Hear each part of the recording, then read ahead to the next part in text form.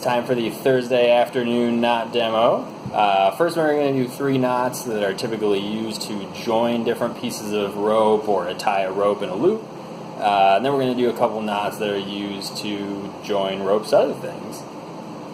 So first, probably one of the simplest joining knots is the square knot. So first, you just cross right over left and loop it around. Then left over right, and loop, and then pull it through. So the square knot is actually really good for things like webbing or ropes of different thicknesses. It actually isn't a great joining knot for ropes of the same diameter. So, one that's a little bit more complicated but still not too bad is called the Zeppelin bend. So we're going to make 2 loops of rope. So if you're kind of looking at this from above, you take the loop and you put the free end underneath it.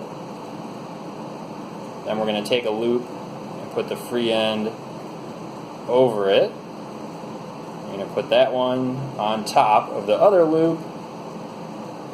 We're just going to put those free ends through the middle. We're kind of trying to hold on to all 4 pieces and tighten it up.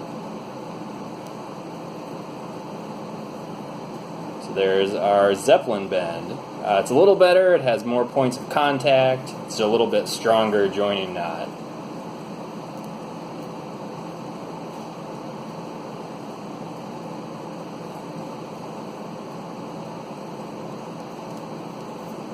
Alright, then we're going to do one of my personal favorite joining knots. I think this happens to be one of the best ones just because it has so many different points of contact. Really make sure that your ropes don't end up getting frayed if the ends are kind of pulling against each other. So this is nice if a rope's going to have to be under tension. Okay, so we start kind of the same way as the Zeppelin bend.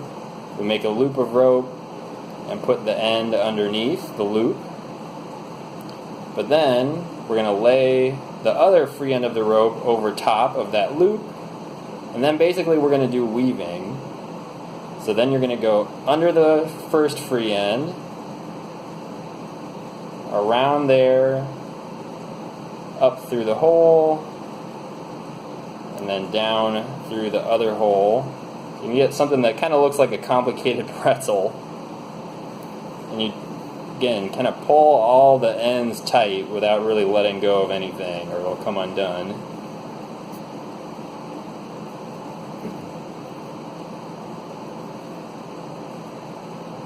Once you stitch it down, it'll look like that. I always think it kind of looks like a little life preserver. The Carrick bend is really nice because it has so many points of contact, so that rope is never going to fray or come undone easily.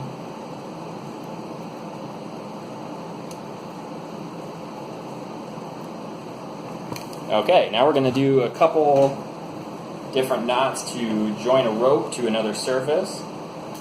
So, probably one of the easiest and one of the best is called the taut line.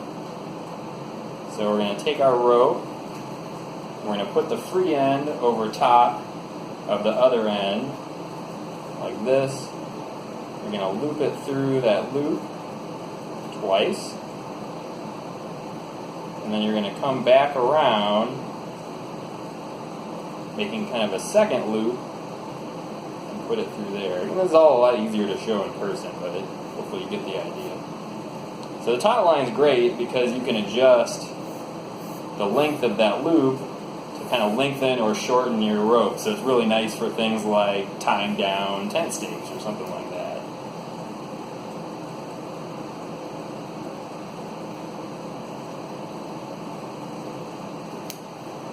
Okay, and probably one of the easiest hitches, if all you need to do is tie a rope to something like a post, you're just going to fold your rope in half, put the end that's folded up around the object, and then just put the other 2 sides right through it and pull.